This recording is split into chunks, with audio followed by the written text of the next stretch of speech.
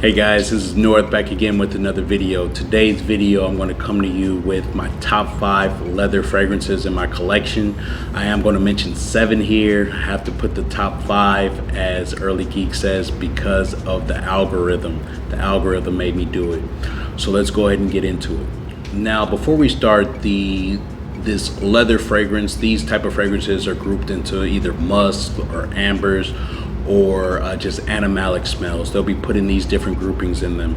And this particular scent profile can either be derived either synthetically, which is mostly done today, or naturally through castoreum or civet or birch tar. So, and the scent itself is supposed to be reminiscent because you can't tincture leather, I guess. Tell me if I'm wrong in the comments. But it's supposed to be reminiscent of leather made goods, leather gloves, leather bags, things like that, leather boots, leather jackets. So this is what this particular genre of fragrances are supposed to be reminiscent of. So let's go ahead and see what I have in my collection to show you. Let's keep it moving. Now I've been gone for a while. I try to at least record at least one video a month, but I was just down a little bit sick, a little bit busy with work. So let's go ahead and get it going. Now, leather fragrances, it's taken me a while. I tried to do as many different lists that I could as far as the categories of fragrances of ones that I had, and I had never done a leather list because leather was probably one of the last fragrance notes that I had gotten to get into throughout my fragrance journey. Now, these aren't in any particular order. I didn't take a lot of time trying to rate them from 5 to 1 or 7 to 1. So just whatever I grab, we'll go ahead and talk about it. First one I want to mention is from the house of Santa Maria Novella. And this one is called Peau D'Espagne, or Spanish skin. Now this one is considered to be a Spanish leather. This is an Italian house. This is a eau de cologne concentration. Some of the notes in it are bergamot, carnation, jasmine, violet leaf, birch, and civet. This one right here I really wanted to pick up on. A few reviewers had talked about it, and it was just a house that I really wanted to explore. I did have to blind buy it. I bought it from a website online in the States I can't think of. It's like Zigo or something like that. They seem to have a large collection from this house, so I was able to pick it up. And again, this is an eau de cologne concentration. The release date on it says 1901, so this is quite an old perfume. And as far as now, I saw some videos where people were able to get bottles where there's a splash, but then they provided a spray with it, an atomizer with it. I didn't get an atomizer with mine.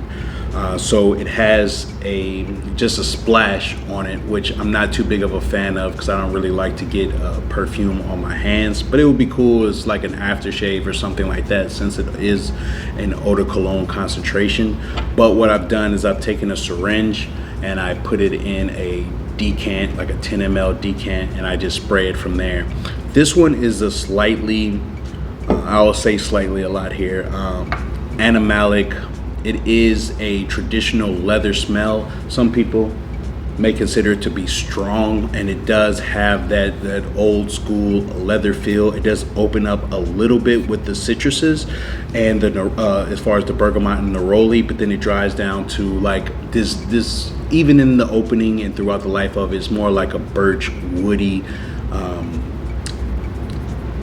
more animalic. It's more than slightly than some of the other ones that I'll show you here. It is more animalic, but it's not an overly animalic scent. It's more something that I would consider to be traditionally masculine, but it is a decent pickup. I still have a lot of time that I need to spend with it to see how much I enjoy it, just in comparison to what it took me to acquire it, having to order it online, having to pay all these shipping fees and import fees.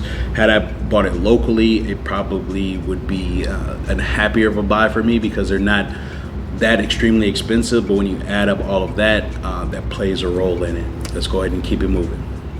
The next fragrance I want to mention is from the house of Montal. This is one of the only Montals that I would like to keep in my collection, and this is Aoud Cuir d'Herbe, This one was released in 2006. It only lists 3 notes: tobacco, birch, and oud. When I first smelled this, which is the reason why I wanted to pick it up, and as you can see, maybe this is a tester bottle. I wanted to get it because it was, at the time, an extremely animalic smell for me.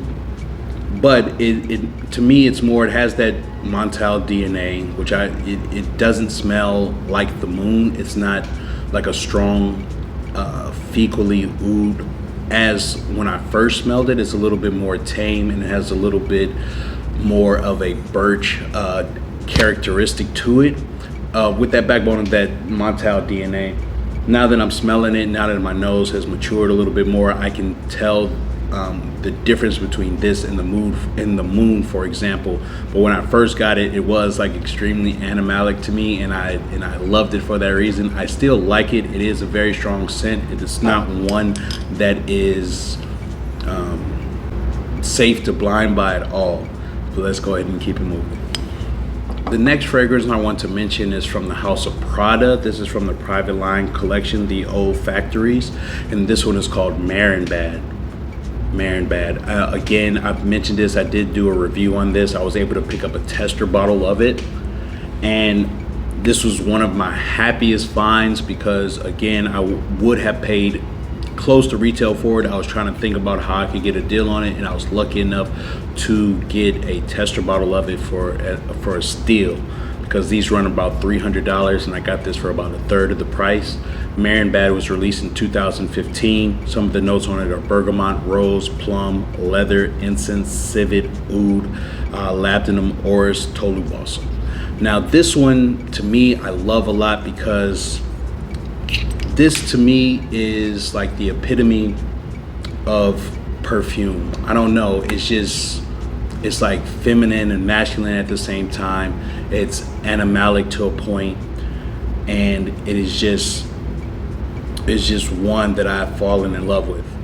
Now, to me, Marienbad is the best from the house as far as from the private line. To me, there are a couple others that I really like a lot, but this is one that really spoke to me, especially because of those like just the supporting facets of the civet to it. It might have some castoreum in it, and it has a slight like resinous hint to it, but it is just like, as I could say, like fringe perfumery at its finest. I think this is just an awesome perfume. If you could get your nose on it, definitely check it out. It's extremely unisex. The next fragrance I want to mention is from the house of Francesca Bianchi, and this one is the Lover's Tale. Now, the Lover's Tale is 30 ml. It's an extrait de parfum. This one to me was a blind buy, but is one of my proudest blind buys that I've gotten. This one, the Lover's Tale, was released in 2018. Some of the notes on it are honey, mimosa, aldehydes, rose, orris butter, leather, peach, oakmoss, and castoreum. This is a very strong, potent, powdery, animalic scent. This one is like sort of what it alludes to in the title, a lover's tale. It's a very sensual scent. It's very like animalic and just reminiscent of those type of vibes. But about this one, which I can't say about most extraits that I've tried, this is an extremely strong scent. This is a 30 ml that'll like last you a lifetime. I'm an oversprayer, and this one you don't need more than 3 sprays. Trust me, this is an awesome one. It might be my favorite leather here, just because of all the things that it has in it. The way that she mixes let's look at some of the notes. The way that she mixes the castoreum with the orris butter and the leather and the aldehydes. It's just a very, very just like unique, just out of this world type of scent. It's so good. And so let's go ahead and keep it moving. The next fragrance I want to mention is from Parfumeur. It's hard to pronounce that. So just a disclaimer, the last 3 fragrances that I'll mention, including this one, are technically discontinued either iterations, meaning like the eau de toilette or eau de parfum, or the fragrance itself is discontinued. And this one is called Dzing. Dzing was one that I found. This is another successful blind buy of mine. I put this in a list along with most of these leathers and in like my animalic list, because those are the type of leathers that I like. I've mentioned before, I do not like Tom Ford ombre leather or Tuscan leather, that type of whatever synthetic leather accord that they use. I'm not a big fan of. I am turning around to it. There have been a couple of fragrances that have that leather accord that I could see myself wearing, but I haven't picked up on them yet. Now let's take a look at Dzing. Dzing was released in 1999. This one has notes of leather, caramel, toffee, tonka bean, saffron, cotton candy, and apple. To me, this is one of the most fun scents that I've picked up in my collection. This is supposed to be reminiscent of like the circus. So in the circus, you have the animals, obviously, which is where the leather and the animalic facets come into it. And then you have the apple and the sweets, the cotton candy, because this is what, you know, children and adults eat when they go to the circus. And this is just, it's a very fun scent. It's a completely like one-of-a-kind type of scent. I think, again, it's unisex. I've known a couple of women that have praised it. It is another fragrance that is definitely not a safe blind buy, but it's not a very strong animalic scent. It's more weird than anything, and I just think it's really fun. I'm happy that I got the original concentration in the older bottles, but I'm not sure. You can let me know if you have the newer bottles, if it smells similar at all, but that's the next one I want to mention. Let's keep it moving. All right, two more. Now the next one is from the house of Dior, the Privé line, and I brought this up a number of times because this is one I'm super happy that I was able to get in my collection. It's the original concentration. I had to blind buy it, but it's again another successful blind buy, and this one is called Leather Oud. Now Leather Oud itself is not discontinued, but you can only pick up the 250 ml bottles from the boutiques in Paris. As I said, this is the original 2010 concentration, so the notes on this are leather, civet, sandalwood, birch, cardamom, beeswax, and labdanum. Those are some of the notes on it. And this one is probably the most animalic Dior fragrance that is out there.